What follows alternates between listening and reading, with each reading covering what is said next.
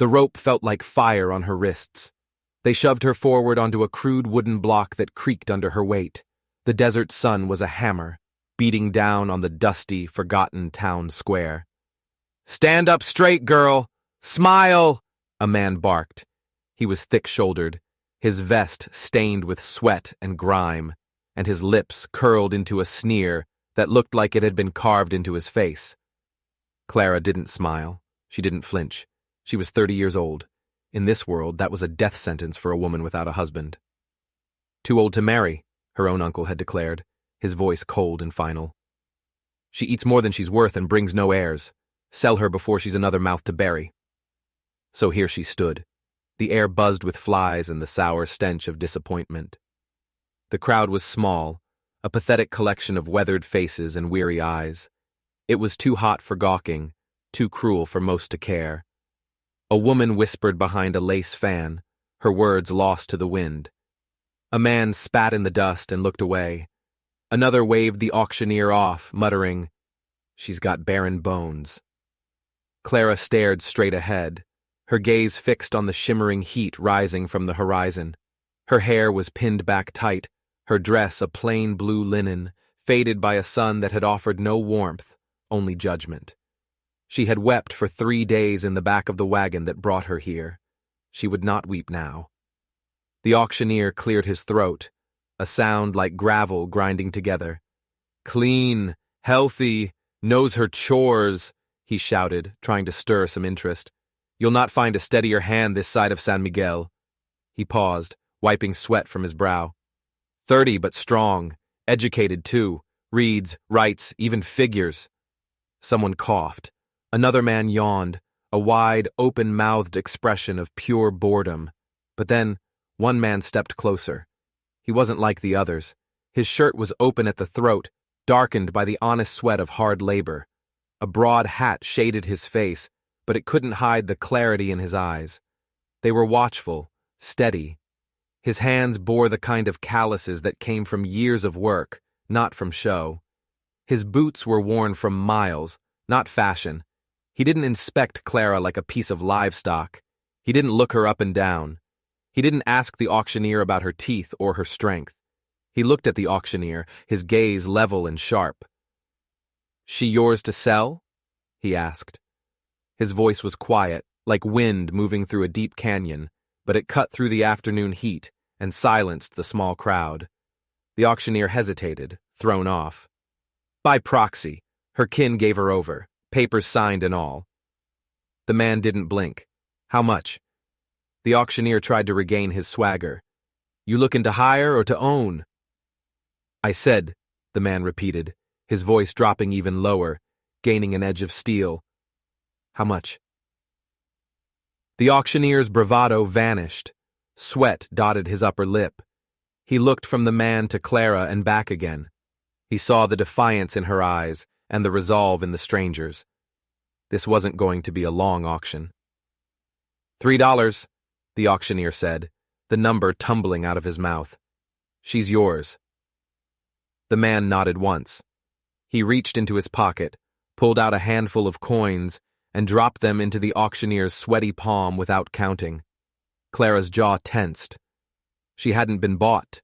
She had been discarded. As the man turned to walk away, she found her voice, sharp and cracked. "I'm not your mule," she said. He stopped. He turned and finally looked her full in the face. For the first time, she saw the lines of grief etched around his eyes, a sorrow so deep it seemed to be a part of him. "Good," he said, his voice softer now. "I don't need a mule. I need help." He didn't offer his name. He didn't wait to see if she would follow. He simply turned and walked away from the block, his boots crunching on the sun-baked earth. Clara stood frozen for a moment. The auctioneer gave her a rough shove from behind. "Go on. You belong to him now." She didn't stumble. She straightened her spine, which felt like the only thing she truly owned, and stepped off that block. It didn't feel like stepping down into a new life. It felt like climbing down from a gallows, uncertain if she had been pardoned or just handed a different kind of rope. Her heart beat a frantic rhythm against her ribs. She followed the man, her future as blank and scorching as the desert landscape around her. He led her to a weathered wagon at the edge of the square. It was there she learned his name, not from him, but from the back of the wagon. "Pa, is that her?" A girl's voice called out, laced with curiosity, not cruelty. The man, Silas, helped Clara onto the bench beside him. His touch was firm, practical, a single hand on her elbow, and then it was gone. The bench was splintered and rough, but it was better than standing on that block. She looked behind them. In the wagon bed, 5 small figures huddled together. 2 girls, 3 boys, none of them looked older than 10. The youngest, a babe in arms, was being held by a freckle-faced boy with eyes as steady and watchful as his father's. They stared at her, a jury of silent, dusty children. Clara sat stiffly, her hands folded in her lap, her gaze fixed on the road ahead. The silence between her and Silas was a living thing, awkward and heavy like a wet blanket. "You're not going to ask what I can do," she said, breaking the quiet. It wasn't a question. Silas flicked the reins. The horses lurched forward, pulling them away from the town that had tried to erase her. "You're alive," he said, his eyes on the horizon. "You've seen heat and pain and stood tall through both. That's enough." A strange answer from a strange man. She didn't know what to make of it. She didn't know what to make of him. Was he a savior or just another kind of jailer? By the time they reached his land, the sun was a bleeding orange smear on the edge of the world, casting long, distorted shadows across the parched hills. His ranch was no grand estate. It was a weather-worn house that seemed to be held up by memory alone, a barn that leaned like a tired old man, and a split-rail fence that was more gaps than wood. The moment the wagon stopped, the children scattered like startled quail. One of the girls, with a riot of curly hair and bare feet, ran straight to a patch of wilting sunflowers, her shout cutting through the evening air. "There's still bloom, Pa! There's still bloom!" Clara remained by the wagon, uncertain of her place. Silas turned to her, his voice low and even. "I'm not a man who demands gratitude. You eat when we eat, work when we work.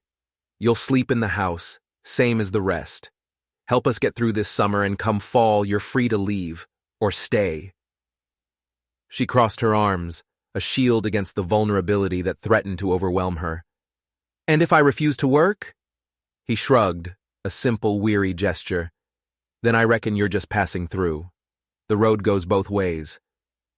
She stayed, not out of gratitude, and not even out of necessity.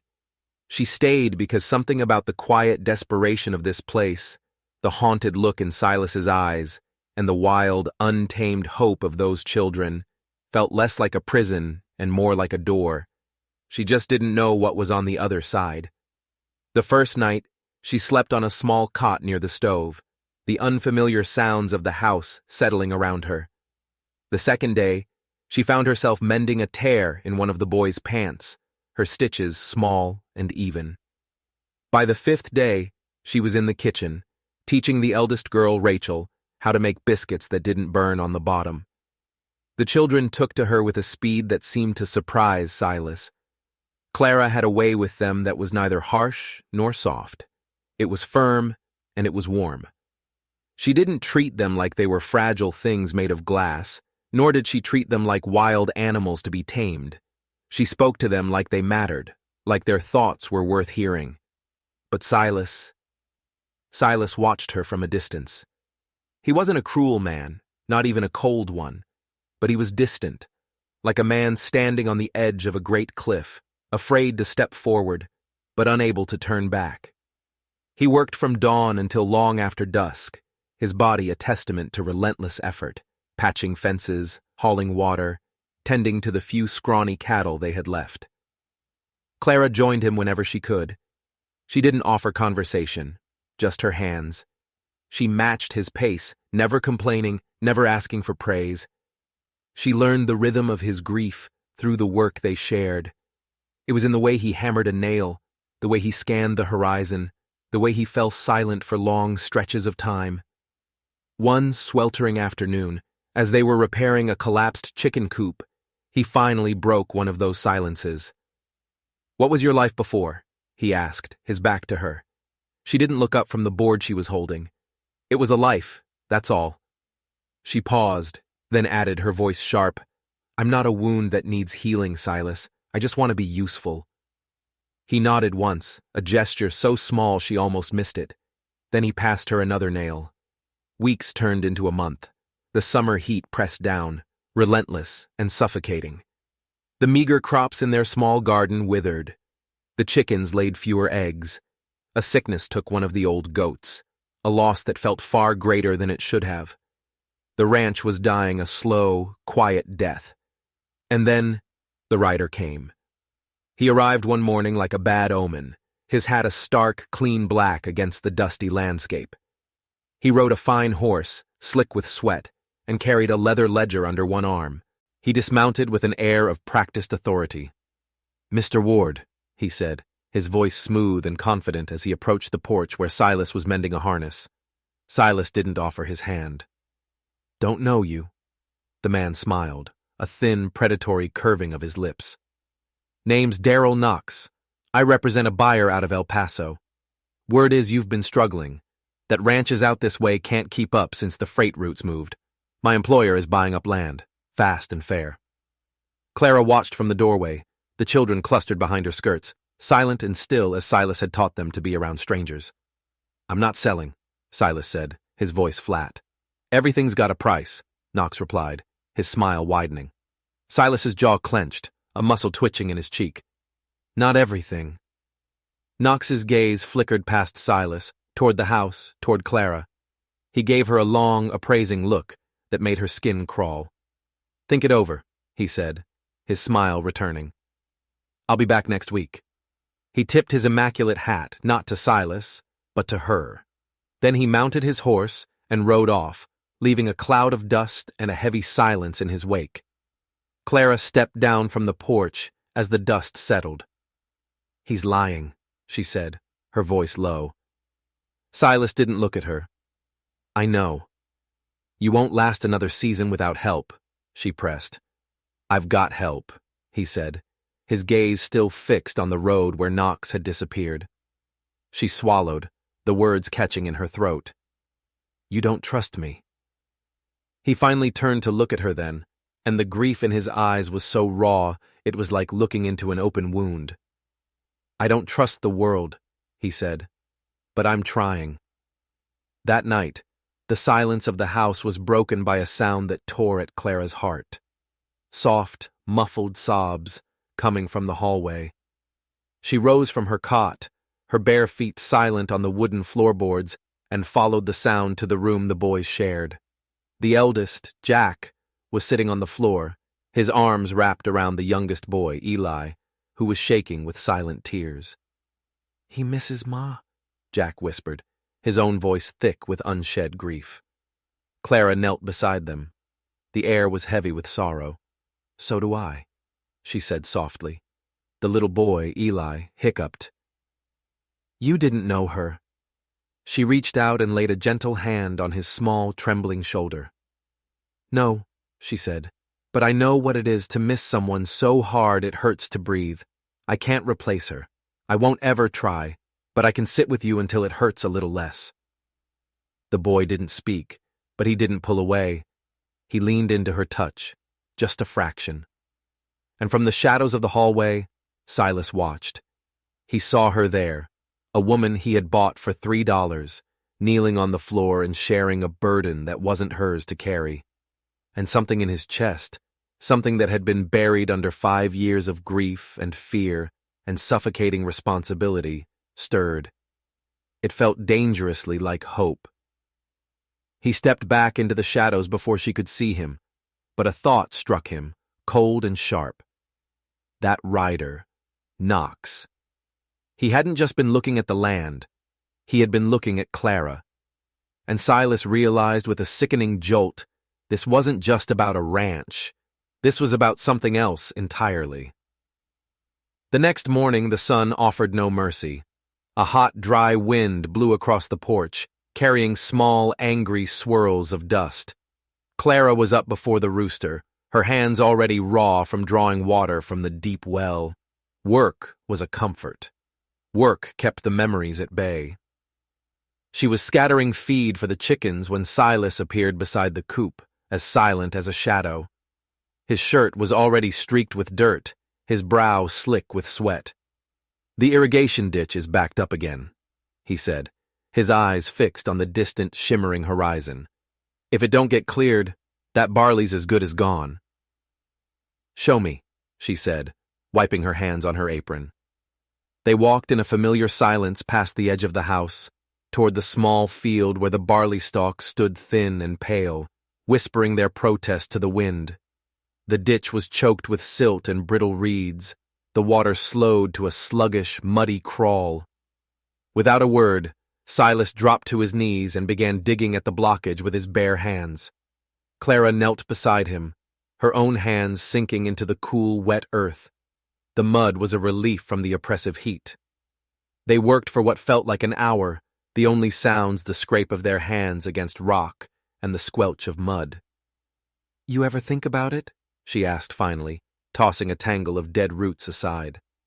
He grunted. "Think about what?" "What life might have looked like," she said, her voice quiet, "if things had been different."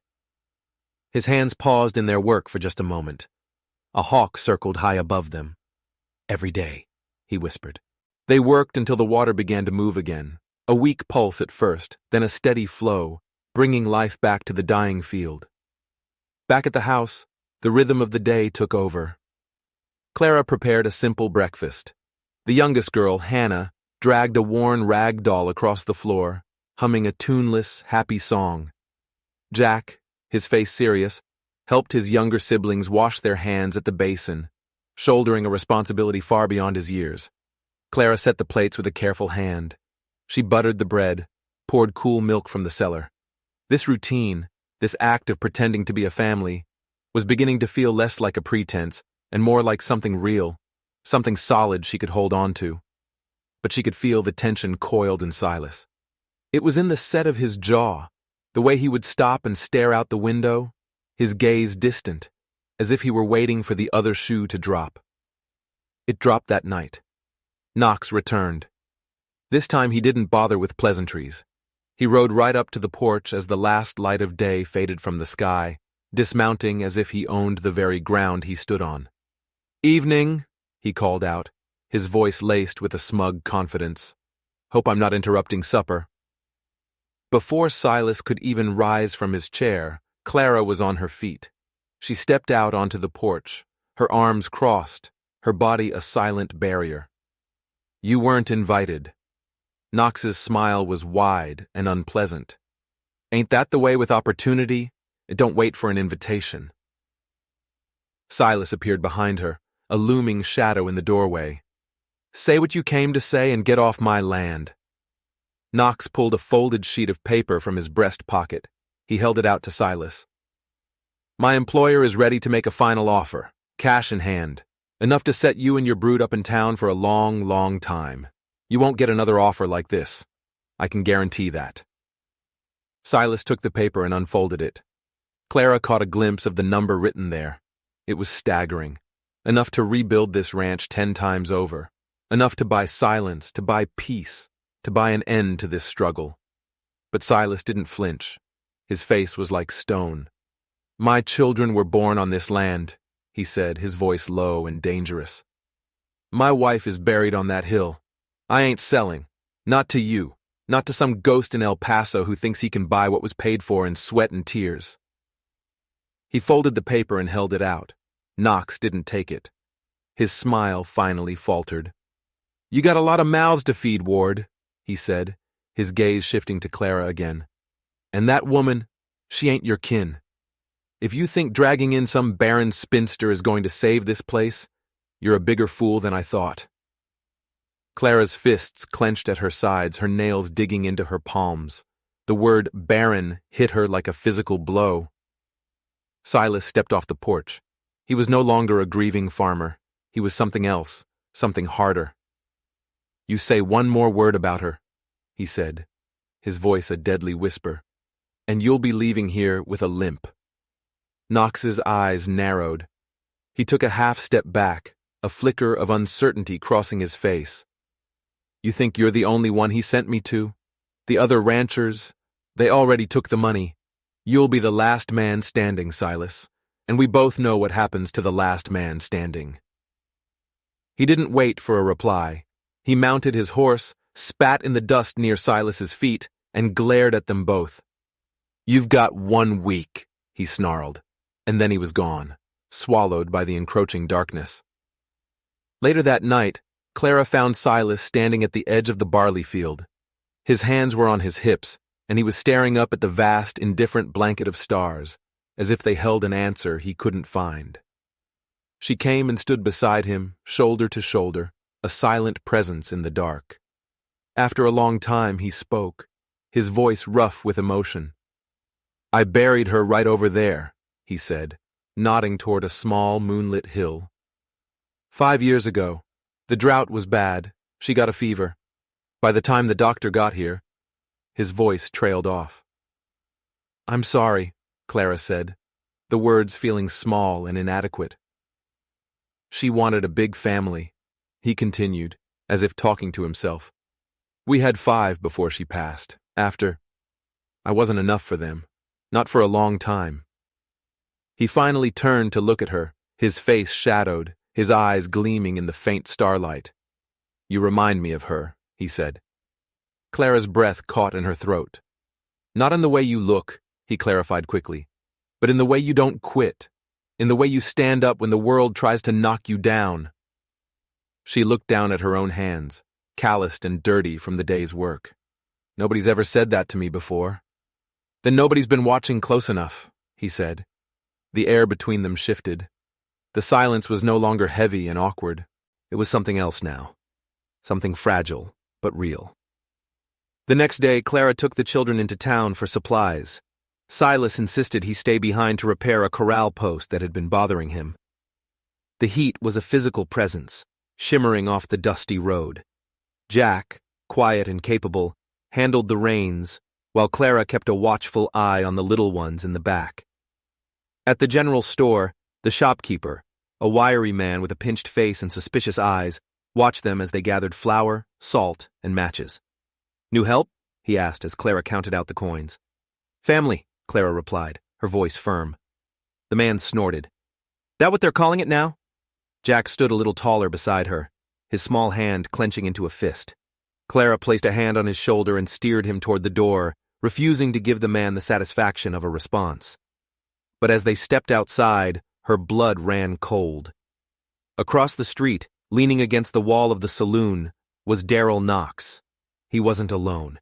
He was talking to another man, a man in a fine gray coat, who stood with an air of cold authority.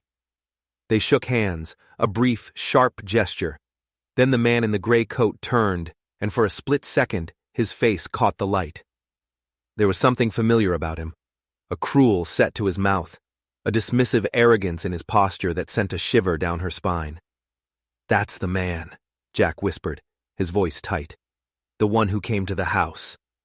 Clara's heart pounded against her ribs. She herded the children into the wagon, her every nerve screaming with alarm.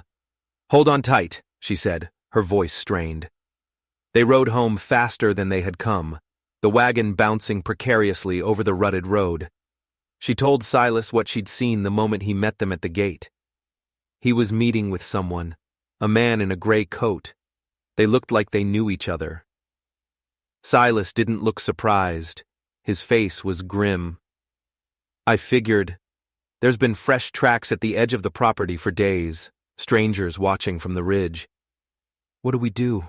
She asked, her voice barely a whisper. He looked at her then, really looked at her, and the distance in his eyes was gone. In its place was a shared understanding, a grim resolve. We stand, he said, together. 2 days later the barn burned. The smell of smoke hit them first, acrid and terrifying. Then they saw it, a pillar of black smoke billowing into the clear blue sky. Silas dropped the bucket he was carrying and ran, a raw, guttural cry tearing from his throat. The children screamed. Clara shoved them toward the relative safety of the well and yelled for Jack to start drawing water, but it was already too late. The flames were a living, roaring monster. They devoured the old, dry wood with an insatiable hunger. The roof groaned, sagged, and then collapsed inward with a deafening crash, sending a shower of sparks and embers high into the air. The chickens inside, the tools they couldn't afford to replace, the hay they had worked so hard to store, everything was gone, turned to ash and smoke in a matter of minutes. Silas fell to his knees in the dirt, his shoulders slumped in utter defeat, watching the last of his past turn to cinders. Clara walked to his side, her face smudged with soot, her heart aching for him, for the children, for this place. "They did this," she said, her voice shaking with a cold fury. "They're trying to scare you into selling." He stood up slowly, the smoke staining his shirt, his eyes reflecting the flickering flames. "They're going to find out," he said, his voice dangerously quiet, "that I don't scare easy." The following day, Silas rode into town. He didn't tell Clara what he planned to do. He just looked at her, his eyes hollow but determined, and said, "Watch over them. I'll be back before sunset." The hours crawled by. The children were quiet, their usual boisterous energy replaced by a fearful stillness. Clara kept them busy with chores, her own anxiety a tight knot in her stomach. He came back just as the sun was setting, a bruised and bloodied silhouette against the fiery sky. His nose was broken, his lip was split, and one eye was already swelling shut. But he was alive. Clara met him at the gate, her hands flying to her mouth in a gasp. "Silas! What did you do?" Asked a few questions. He muttered, spitting a stream of red into the dirt. Got some answers. He slumped onto the porch steps, breathing heavily. Clara rushed inside for water and a clean cloth. When she returned, he was staring into the darkness, his good eye narrowed. "They're planning to force us out for good," he said, his voice raspy. "That man in the gray coat, his name is Webb. He's the one behind it all. Knox is just his dog. One rancher up north who refused to sell. He and his family just vanished, disappeared. The sheriff won't do a thing. Webb has him in his pocket." Clara knelt beside him, gently dabbing at the cut on his lip. The knot of fear in her stomach tightened. This was worse than a land dispute. This was a war they were losing. "So what do we do?" she asked. He looked at her, his battered face illuminated by the lamplight spilling from the doorway. "We make this place a fortress," he said. "We get through this summer, and then we fight for every inch of it." That night, long after the children had fallen into an exhausted sleep, Clara sat awake. She listened to the wind rattling the window panes and watched the shadows dance and crawl across the floor. She had been cast aside by her own kin, deemed worthless, sold like property. But here on this broken ranch, with this broken man and his 5 grieving children, she had found something she never knew she was looking for. It wasn't just a place to live. It was a purpose, and she would not let anyone burn it to the ground. By dawn, Clara was already moving. Her eyes burned from a night without sleep. Her muscles ached, but she didn't stop. The air still carried the bitter metallic smell of soot from the smoldering remains of the barn. What hadn't been consumed by the fire was a tangled wreck of blackened beams and collapsed walls, a monument to their loss. Silas hadn't spoken more than a few words since returning from town, bruised and bloodied. He'd spent the evening on the porch, a rifle resting across his lap, his gaze fixed on the darkness. He hadn't touched the plate of food she'd brought him. Now, as the sun rose, he was gone, having slipped out before first light to scout the ridge where he'd seen the tracks of the stranger's horses. He hadn't asked her to hold the line in his absence. He didn't have to. It was an unspoken pact between them. She rallied the children, her voice calm and steady, despite the frantic beating of her own heart. Jack, his young face set in a grim expression that mirrored his father's, took an axe and began splitting firewood with a determined rhythm. Rachel helped her mend the section of fence that had been damaged by the fire. The younger ones were tasked with gathering what few eggs they could find from the terrified hens that had escaped the inferno. Clara moved between them like a field general, her presence a source of quiet strength. But inside, her fear was a wild, churning thing. It wasn't just another fire she feared. It was the look she had seen in Silas's eyes the night before, the look of a man nearing his breaking point. The weight of the land, the debt, the grief, and now this violent assault. It was a load too heavy for one man to bear. She also saw what the children couldn't. She saw the way he watched her when he thought no one was looking. It wasn't with hunger or even desperation. It was with a kind of quiet disbelief, as if he couldn't comprehend why she was still here, why she hadn't run at the first sign of real danger. She didn't run because this place, this family forged from loss and grit, had become more valuable to her than anything the world had ever told her was of worth. But the world wasn't done with them yet. 2 days after the fire, she found it. Nailed to the chicken coop, a single folded piece of paper. The nail was driven deep, a statement in itself. Her hands trembled as she pulled it free. The letters were crudely carved into the paper with the tip of a knife. Get out by Sunday, last warning. There was no signature. There didn't need to be one. She tore it down before any of the children could see it and marched out to the back field where Silas was trying to salvage what little hay he could. She didn't speak. She just held out the paper. He read it, his face unreadable. Then he crumpled it in his fist and threw it into the tall grass. They want us scared, he said, his voice a low growl. They want us to run before they have to waste bullets. Clara's heart hammered against her ribs. What if they do, Silas? What if they come back shooting? He looked up at her, sweat cutting clean rivers down his dirt-smeared face. Then I shoot back, he said. But not before I've built something here they'll remember. That single sentence ignited something in her. They weren't just going to survive. They were going to fight back, not with guns, but with hammers and nails. They began to rebuild, not just the fence, but the barn. Jack didn't complain when Clara handed him a heavy scythe. He worked beside Silas, his thin shoulders straining, his face burned by the sun. Clara taught Rachel how to knead dough with purpose, how to boil soap, how to stretch their meager supplies. The two youngest, Hannah and Eli, were put on a mission to salvage every usable piece of wood, every bent nail from the wreckage of the old barn. Clara took the last of their money to the general store. She bought nails and a roll of heavy canvas. The shopkeeper scoffed. "That barn ain't rising from the ashes, ma'am," he said with a smirk. "Not with just a woman and some orphans." She met his gaze, her own eyes like chips of ice. "We'll see." When she returned, Silas had already cleared the foundation of the old barn. Together, under the brutal sun, they laid the first posts of the new frame. They didn't speak of the men who might return.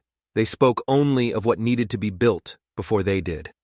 On Thursday, a sound from behind the house made her jump. Light, quick hoofbeats. She grabbed the rifle from its place by the door, her heart thudding against her ribs, and pulled the door open.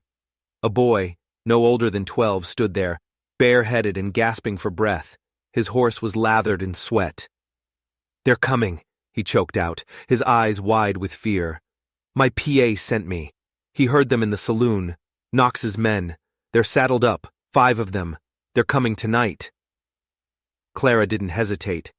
She pulled the boy inside, thrust a dipper of water into his shaking hands, and called for Silas. He came running from the new barn frame, his face a mask of grim understanding. "Get the children in the root cellar," he commanded, his voice like iron. "Now!" Clara didn't ask questions. She moved, scooping up a startled Hannah, her voice sharp as she called for Rachel and Eli. Jack was already pulling at the trapdoor hidden beneath a rug in the kitchen floor. The boy who had brought the warning, his face pale, scrambled down after them. Silas checked his rifle, then the revolver tucked into his belt. "You stay below," he said, his eyes locking with hers. "No matter what you hear, promise me." "I'm not hiding while you face them alone," she said, her chin set in defiance. "You are this time. I ain't arguing with you, Clara." But she didn't move. She stood her ground, her gaze unwavering. He turned to her, his jaw clenched, the muscle ticking furiously.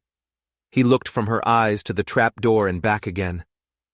The seconds stretched, thick with unspoken fear and a fierce protective instinct. Then, he did something that shattered her resolve. He stepped forward, closing the space between them, and pressed his forehead against hers. His breath was warm and ragged against her skin. "Please," he whispered, the single word raw and vulnerable. "Just keep them safe." She gave a single, sharp nod, unable to speak past the lump in her throat, and then he was gone, the heavy door closing behind him, leaving her in the sudden, echoing silence of the house. The next hour was an eternity. From the cramped, dark space of the cellar, Clara could hear the sounds drift down through the floorboards, the thud of horses' hooves circling the house, the murmur of low, threatening voices, then shouting. And then a shot cracked through the night air. Rachel gasped beside her. Hannah, clutching her rag doll, let out a terrified whimper. Clara wrapped her arms around them, her own body trembling. Another shot, then two more in quick succession, and then nothing. A silence more terrifying than the gunfire. No hoofbeats riding away, no shouting, just the chirping of crickets and the frantic beating of her own heart. She couldn't wait. She couldn't bear the not knowing. "Stay here," she whispered to the children. She climbed the ladder and pushed open the trap door. The air in the kitchen was hazy with the smell of gunpowder. She rushed to the front porch, her eyes scanning the moonlit yard. Silas was standing near the new barn frame. His rifle was held loosely in his hands, his sleeve torn and dark with blood. Two bodies lay motionless in the dirt. The others, it seemed, had fled. She ran to him, her feet flying over the packed earth. "You're hit." He nodded, his expression dazed. "Just a graze. Sit down. Let me see it." But he wasn't looking at her. He was staring at something behind her, his face a mask of horror. The barn. The new frame. It was on fire. Clara spun around. Flames were leaping from the fresh posts, licking at the canvas she had stretched over the top. They hadn't seen it coming. While they were focused on the front of the house, one of them must have circled around the back. She sprinted toward it, grabbing a bucket. Silas staggered after her. Jack came running from the house, and Clara shouted for him to get more water from the well. They fought the fire with a desperate fury, their hands burned by the heat, their lungs filled with smoke. This time, the fire didn't take the whole structure.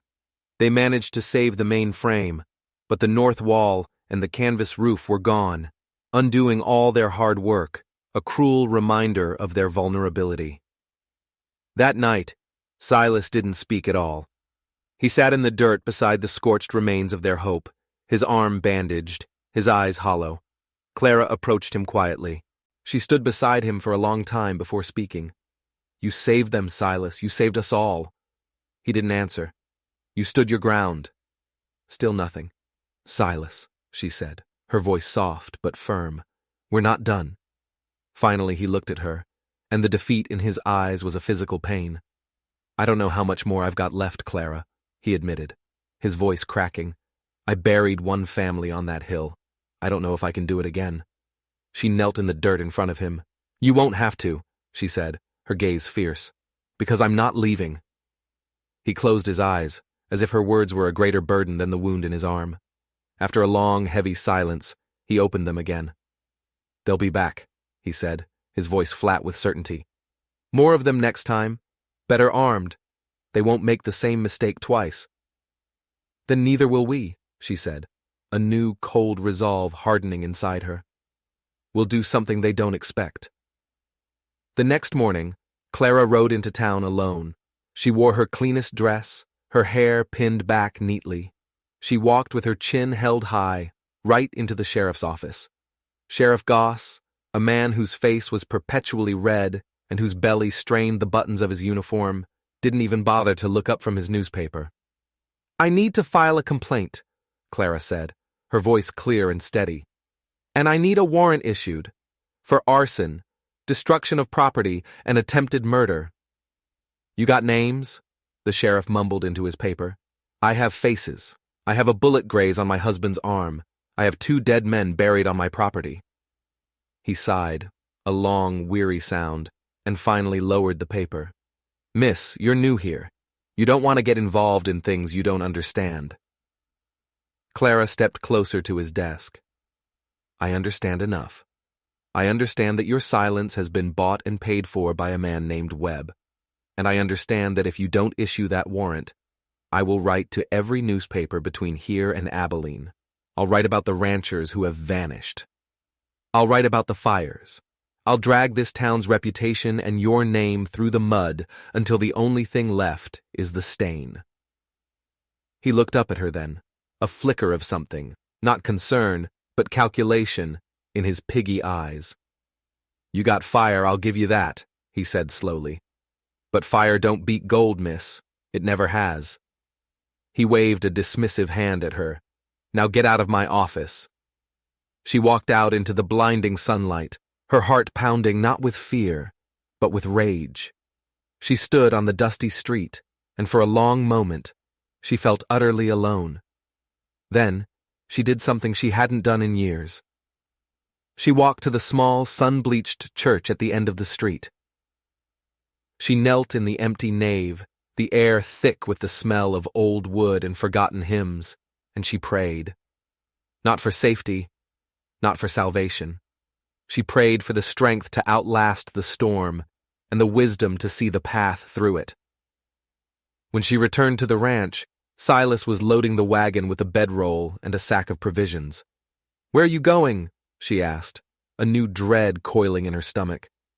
"To the next county over," he said, not looking at her. "I know a man there. Served with him in the war. He owes me a favor." "For what? For help? For guns?" He finally looked at her, his face grim. "If I don't come back, you'll come back," she cut in, her voice fierce. He reached into the wagon and pulled something from beneath the driver's seat. It was a locket, old and tarnished, hanging from a thin silver chain. "My wife, Mary. She gave this to me before she passed," he said, his voice thick.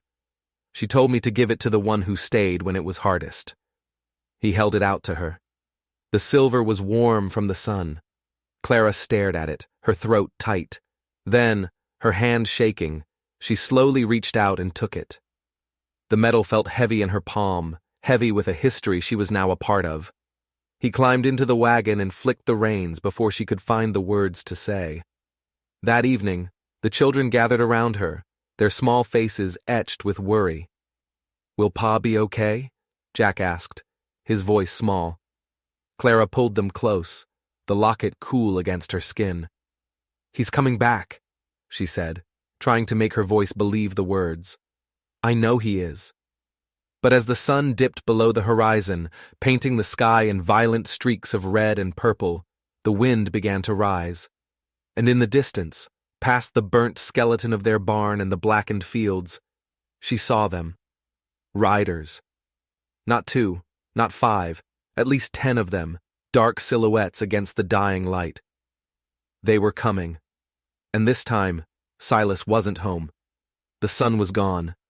Darkness swallowed the homestead, the long shadows of dusk hardening into the impenetrable black of night. Clara stood in the doorway, the cool wood of the rifle stock pressed against her shoulder, her knuckles white where she gripped the weapon.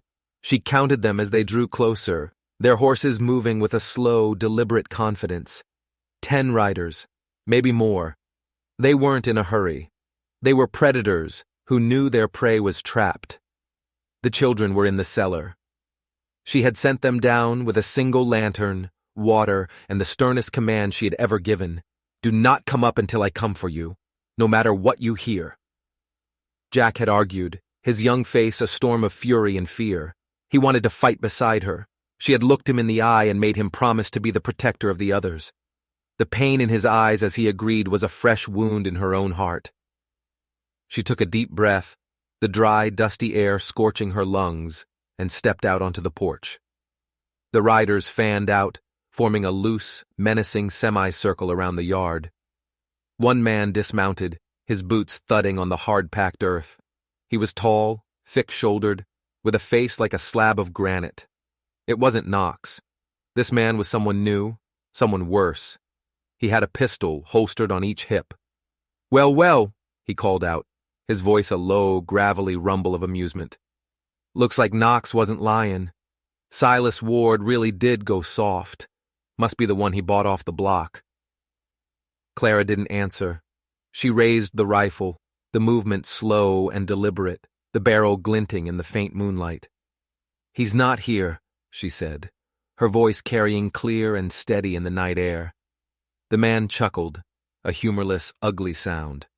"Oh, we know. His wagon's been watched since he left at dawn. The man's stubborn, but he ain't smart." He took a step closer. "That's far enough," Clara warned. "I don't think you understand the situation, ma'am," the man said, still moving forward.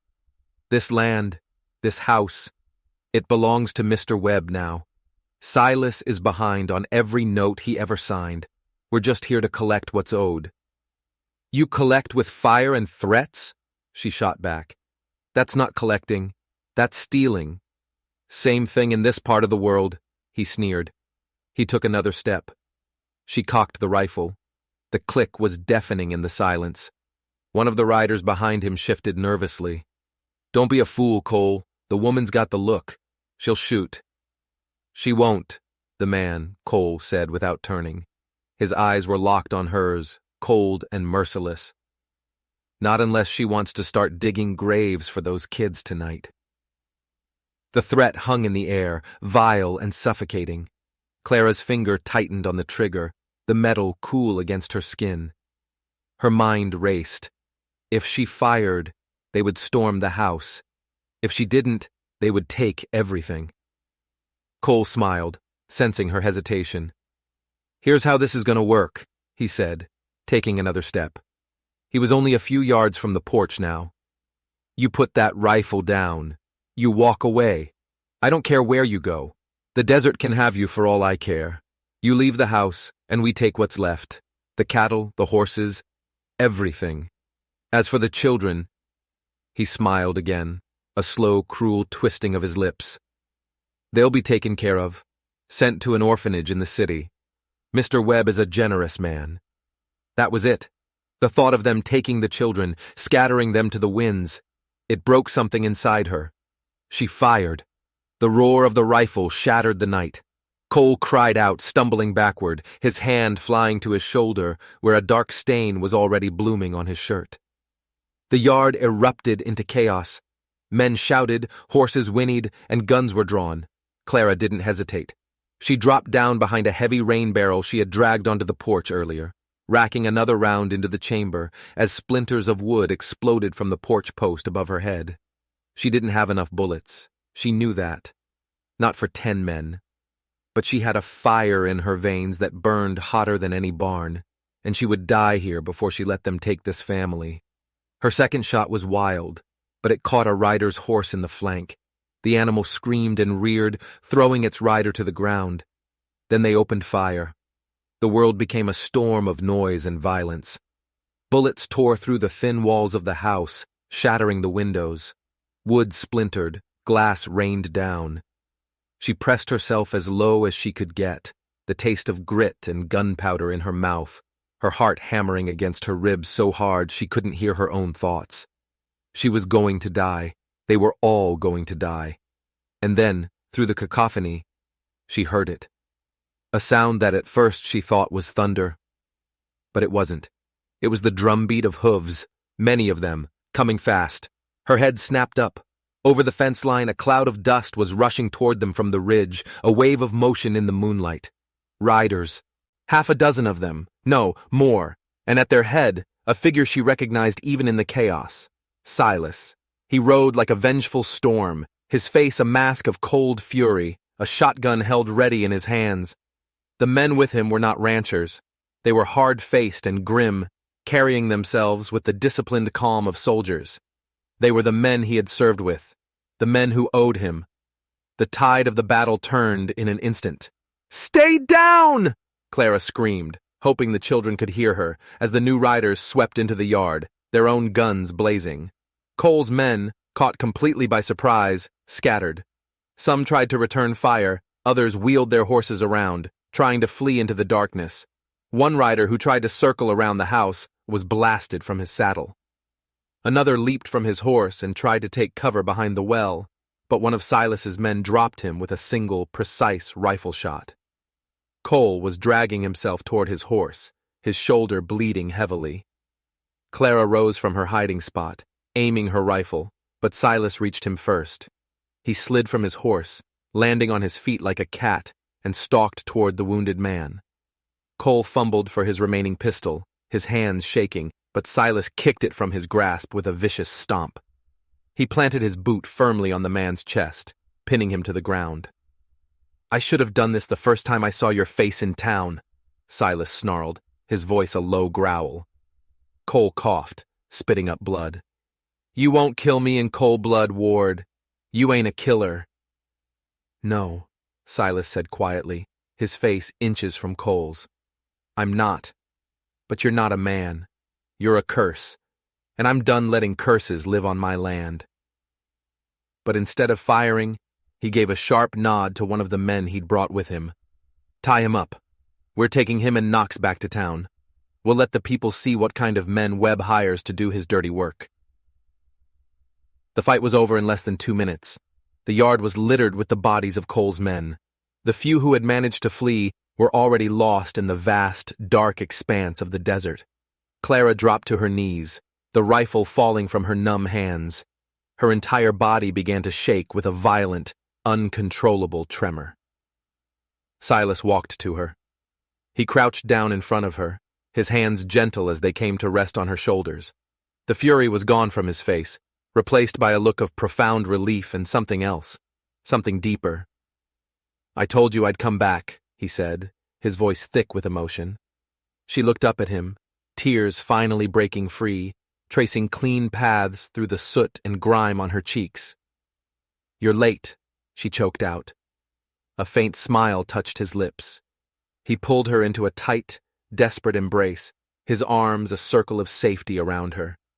And as she buried her face in his shoulder, she saw something over his back. The first, faint rays of dawn were beginning to break over the eastern ridge, glowing a soft, promising gold against the wreckage of the night. They buried the dead at the far edge of the property. Silas wouldn't let them rot in the sun, not even enemies. "Justice ain't the same as vengeance," he'd said, his voice quiet. Knox and the man called Cole, bound and gagged, were hauled into town by Silas's comrades. Faced with the armed and determined veterans, a town full of witnesses, and 2 captured criminals, Sheriff Goss had no choice.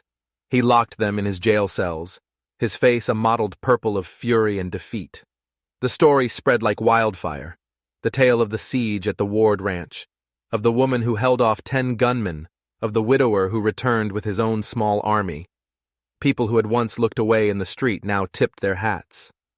The pinch-faced shopkeeper who had sneered at her suddenly found a reason to offer them credit. Silas and Clara returned to the quiet work of their lives. They didn't talk about what had happened. The shared terror and triumph had forged a bond between them stronger than words. Instead, they rebuilt. Brick by brick, post by post. And a strange thing began to happen. Neighbors started showing up. A farmer from down the valley arrived with a wagon load of fresh lumber. Another brought a milking goat. A woman from the church, who had never spoken a word to them before, left a basket on their porch filled with pies and dresses she'd sewn from old curtains for the girls. Clara was suspicious at first, but Silas just watched the activity with a calm expression. "When good spreads," he said, "it chokes out the bad. Just let it." The children, who had been quiet and withdrawn since the attack, slowly began to come back to life. Jack's laughter returned. Rachel started humming again as she worked. Eli and the other boys resumed their wild games in the fields. Clara watched them, her heart so full it ached. One evening, as the stars began to prick the deep velvet of the sky, Silas came to her. He stood before her, his hat in his hands, looking uncharacteristically nervous. From his pocket, he pulled something small, a ring. It wasn't fancy. It was simple iron, hammered and shaped with care, but it shone in the moonlight. I don't have much to offer, Clara, he said, his voice rough. This land is hard, and the world ain't always kind. But I have this place, and because of you, I have a family again, and I'd like you to be a part of it, not just in name, in every way. Clara looked from the simple ring to the face of the man who had bought her for $3 because no one else would have her, the man who had faced down gunmen for her, the man who had looked at her and seen not a barren spinster, but a warrior. Yes, she whispered, on one condition. He raised a curious eyebrow. We finished that barn together, she said. Every nail, every board. He broke into a wide, genuine grin, the first she had ever truly seen. It transformed his face, erasing the lines of grief. You drive a hard bargain, woman. He slipped the ring onto her finger. It fit perfectly. 2 weeks later, a new, hand-carved sign was hammered into the post at the entrance to the ranch. It read, Windrow Ranch, and beneath it, in smaller letters, Family built, family kept. But their story wasn't over, not even close. On the same day the sign went up, another figure appeared on the dusty road leading to the ranch. A girl, no older than 12, her clothes little more than rags, her feet bare and bleeding. She was stumbling, her eyes wide with desperation, and she was clutching something in her arms, wrapped in a swath of dirty cloth. She saw Clara and Silas standing by the new sign and staggered toward them. Please, she rasped, her voice thin and breaking. They said you help people here. Please, help me. And then her knees buckled. Clara rushed forward, catching the girl just as she collapsed. As the girl fainted, the bundle in her arms shifted. Clara pulled back the edge of the cloth to see what she was carrying, and she gasped. 2 impossibly tiny faces stared up at her. Newborns, twins. Their skin was pale, their breathing shallow. They were so small, so fragile, they hardly seemed real. This wasn't the end of their struggle. This was the beginning of a whole new war. The twins were barely breathing. One let out a whimper so faint it was like the sigh of a ghost. The other was completely silent, a terrifying stillness. Clara didn't hesitate. She scooped both bundles into her arms, their combined weight almost nothing, and turned toward the house, her heart a frantic drum against her ribs. Silas! She called, her voice sharp with urgency. The girl who had brought them, thin as a reed and burned by the sun, lay unconscious in the dust. Silas gently lifted her into his arms. Her head lolled back, her face pale under a layer of grime. Jack and Rachel, their faces masks of shock, ran from the half-finished barn to help their father. They carried the girl inside and laid her on the settee while Clara hurried into the back room. She began barking orders. Rachel, boil water. Jack, find the cleanest blankets we have. Eli, watch the little ones. The house, which had just begun to feel peaceful, was thrown into a state of controlled chaos. Rachel stood frozen for a moment, her eyes wide as she stared at the tiny, still babies. Silas knelt beside the unconscious girl, feeling for a pulse at her neck. It was there, but it was weak and thready. How far do you think she came? He asked quietly, his voice grim. Clara, rocking one of the babies and trying to coax a drop of sugar water between its pale lips, didn't look up. Too far, she said. Jack, his face serious, stood in the doorway. Want me to ride for Doc Harper? Silas nodded, his eyes never leaving the girl's face. Ride fast, son, as fast as you can. By sundown, the house was filled with the scents of boiled herbs, sweat, and a pervasive, gnawing fear. The babies had been bathed and wrapped in strips of soft, clean cloth. Clara was feeding them drop by agonizing drop from the corner of a rag soaked in warm goat's milk. The girl on the settee had woken once, her eyes wild with confusion and terror, before passing out again. Doc Harper, a weary man with kind eyes, arrived at dusk, led by a frantic Jack. He examined the 3 newcomers with a practiced, efficient hand. She's been walking for at least 3 days, he muttered, touching the girl's cracked and swollen feet. Maybe more. Severe dehydration, heat stroke, the blisters on her soles. She crossed the desert. He shook his head in disbelief. And the babies? Clara asked, her voice tight. Newborns, the doctor confirmed. No more than 4 or 5 days old. This one, he gestured to the slightly larger twin, has a fever. The other one, well, he's quieter than I like, but they're alive. For now. Frankly, it's a miracle any of them made it here at all. Clara didn't believe in miracles. She believed in will, the will to survive, the will to fight. And she didn't believe in coincidence. She had seen too much calculated cruelty passed off as random misfortune. This wasn't chance. This was a message. The girl whose name they learned was Miriam woke for good late that night. Her voice was a raw, raspy whisper, but her words were clear and chilling. They wanted to leave us, she said, her eyes fixed on the ceiling. Clara sat beside her, gently dabbing her forehead with a cool cloth. Who did, sweetheart? Who wanted to leave you? The men, she whispered. My mother. She died when they were born. Her sisters. They said the babies were a curse. They said twins born in a drought would bring ruin. They gave us to the men to take away. Silas, leaning against the doorframe, felt a cold rage settle deep in his gut. His fists clenched at his sides. What's your name? Clara asked gently. The girl's gaze shifted to the cradle where the 2 tiny bundles lay sleeping. A faint, heartbreaking smile touched her lips.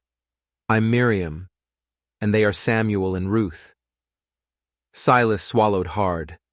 These weren't just orphans. They were outcasts, branded as a curse, and abandoned to die. He and Clara exchanged a look over the girl's head. They both knew. Their fight wasn't over. It had just found new ground. You're safe now, Miriam, Clara said, squeezing the girl's hand. You're all safe here. The next few weeks were a quiet, desperate battle. Miriam rarely spoke, moving through the house like a ghost. She hovered near the twins, her small, thin hands surprisingly capable as she changed them, fed them, and hummed strange, sad lullabies. She never cried, not when the old blisters on her feet reopened, and not when she stared down the long, empty road, as if expecting the men who abandoned her to come riding back. No one came. Silas rode to every nearby town, asking questions. He talked to traders, ranchers, even the preachers. Had anyone heard of a woman dying in childbirth? A family casting out twins? Nothing. It was as if Miriam, Samuel, and Ruth had simply appeared out of the thin air of the desert, ghosts delivered to their doorstep. The lack of an explanation unsettled him more than he let on. He and Clara fell into a new routine. At night, after the sprawling, unconventional family was asleep, they would meet on the porch. You think there's more of them coming? She asked him one night, gesturing not down the road, but at the world beyond. Knox, Cole, they were just symptoms, he said, his voice low. Men like that, men like Webb, they don't act alone. They prey on people who have no one to turn to, people the law has forgotten. They thrive in the shadows. And you think the law is still blind? He turned to look at her, the iron ring on her finger glinting in the moonlight. I think the law is only as strong as the people who are willing to fight to make it mean something. She sat beside him, pulling her shawl tighter around her shoulders. You already did that. No, he said, shaking his head. That was survival. The real fight, the one for all the others like Miriam, that's just starting. He began to change things. He opened up the stretch of fallow land behind the creek, offering plots to any family who needed a place to start over. He asked for nothing in return. Keep what you grow, he told them. Sell what you can. Just build a life. A family from the east, their wagon broken and their money gone, was the first to arrive. Silas gave them a tent and a mule. A widow with a young baby, cast out by her husband's family, came next. Clara gave her the spare room in the house. Within a month, a dozen people were living in a small, growing settlement on Silas Ward's land. Jack, with the solemnity of a young man, started calling it a town. Eli called it a herd. Rachel, with a hopeful light in her eyes, called it a miracle. Miriam just called it home. But their growing sanctuary did not go unnoticed. Sheriff Goss, his face a permanent shade of angry red, sent a deputy one morning. The man had sharp eyes and a sharper tongue. "You're harboring vagrants, Ward," the deputy said, his hand resting on the butt of his pistol. "They're people," Silas replied, his voice calm. "They're squatters. This land isn't zoned for a settlement." "The land is mine," Silas said, his gaze unwavering. "And they're working it. That makes them my employees." "Not if the county council says different?" the deputy sneered. "You mean the same council that looked the other way while Webb's men burned my barn and tried to kill my family?" The deputy had no answer for that. "I'm warning you, Ward," he spat. "Tell Goss," Silas said, stepping closer. "If he wants a fight over this, he can come down here and face me himself." The deputy left, his posture stiff with impotent fury. But they all knew it wasn't over.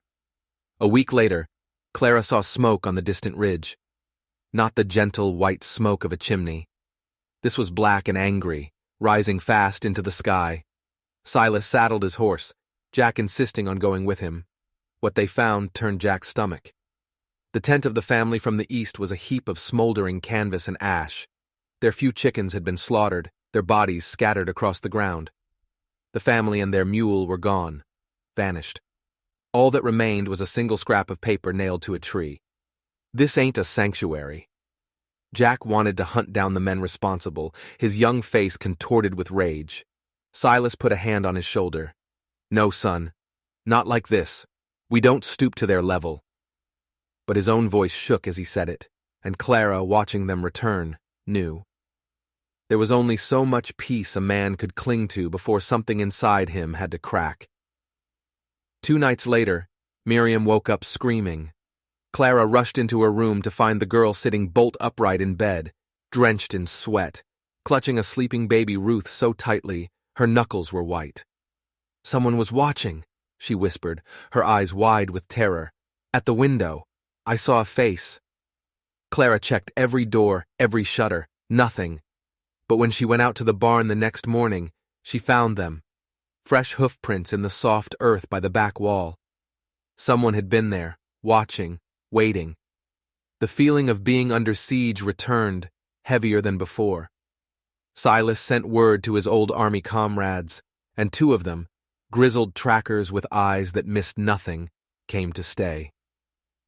They took shifts, patrolling the perimeter of the growing settlement. But Clara knew patrols weren't enough. They were fighting shadows. So she began to fight back in her own way. She started writing letters, not to newspapers or politicians. She wrote to people she had known in her old life, other women who, like her, had been cast aside. Teachers, midwives, widows, women told they were too old, too outspoken, too barren, too much. She told them about Windrow Ranch.